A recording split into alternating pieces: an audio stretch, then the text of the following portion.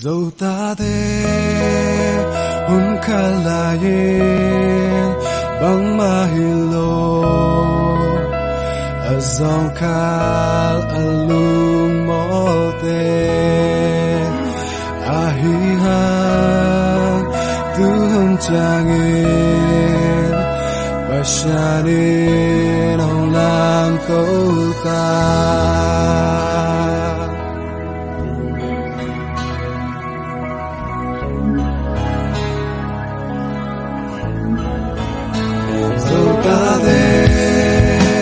Hanjam lai hun kat mi jam Eite zo i building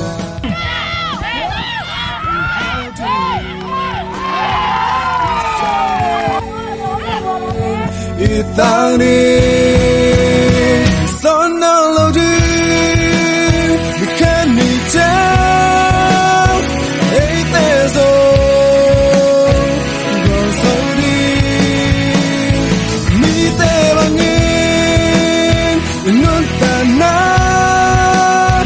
Ngay xuân na xa xa đi son nó lâu đi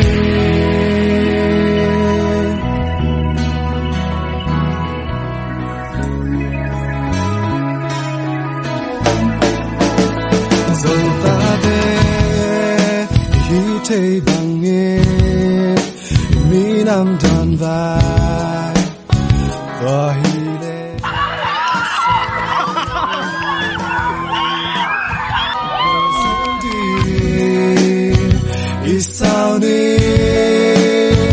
Itani son no lo di mi can mi down ei tezo go so di mi te bangin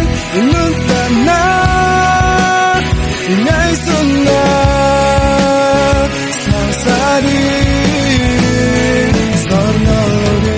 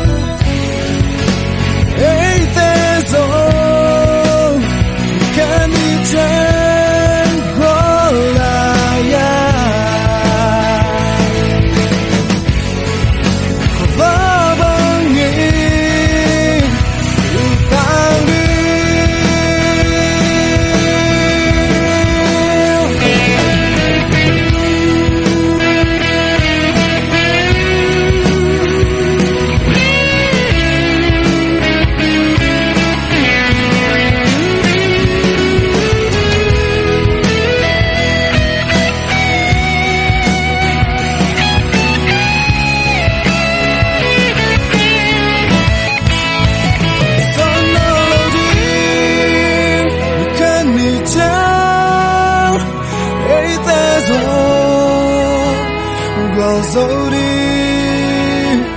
mi te bangin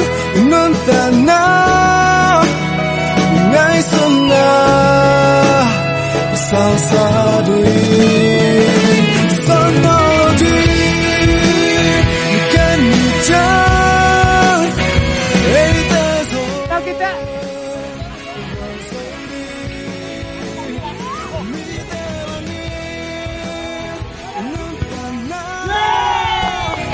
Ngay xuân na